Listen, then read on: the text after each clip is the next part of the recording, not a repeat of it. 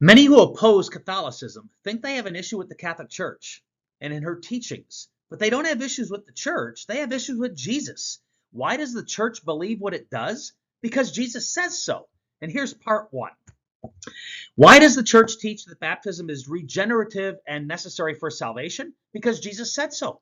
In Mark 16:16, when he said that whoever believes and is baptized will be saved.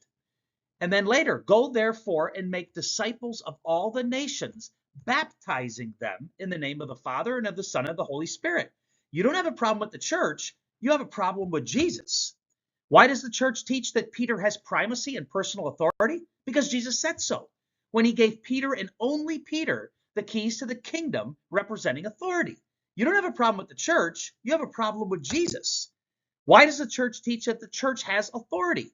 Because Jesus said so when he said collectively to the apostles that they have the power to bind and loose. Your problem is with Jesus, not his church. Why does the church teach confession to priests? Because Jesus said so when he said to his apostles, whose sins you forgive are forgiven them, and whose sins you retain are retained. You have a problem with this? Take it up with Jesus.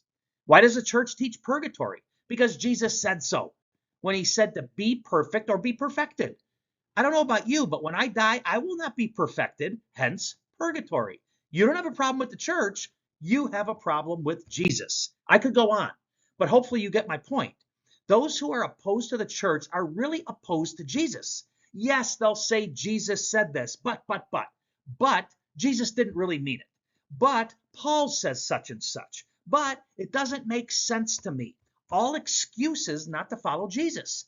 Today is not unlike any other time in the church's history.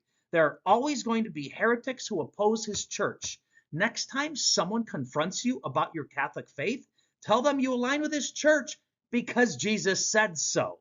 May God bless you on your Catholic faith journey.